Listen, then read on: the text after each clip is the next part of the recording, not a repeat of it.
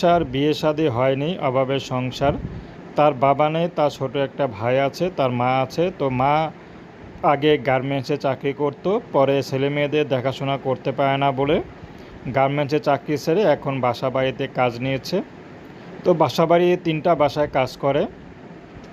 তো তাদের পরিচিত বাসা, সেই জন্য করে, কারণ সেখানে বেশি কষ্ট করতে হয় না। কিন্তু সারাদিন কাজ করে ঘরে এসে সংসার আর সামলানো হয় না। তো তার মেয়ে মাইশাই ঘর সংসার সামলায়, রান্নাবান্না মাইশাই করে। কিন্তু মাইশাকে বিয়ে দিতে হবে। মার খুব দুশ্চিন্তা যে মাইশাকে কিভাবে বিয়ে দিবে অভাবের সংসারে, কারণ তার বাবা থাকলে হয়তো তার এত চিন্তা করতে হতো না। তো মাইশা এখন নিজে ইউটিউবে এসেছেন মার দুঃখ দুর্দশা দেখে, যে আমি যদি ভালো একটা ছেলে পেয়ে যাই তাহলে পছন্দ করে বিয়ে করে ফেলবো।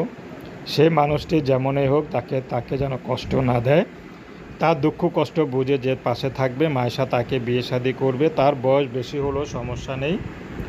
মাইশা চাচ্ছে যে আমি পড়াশোনা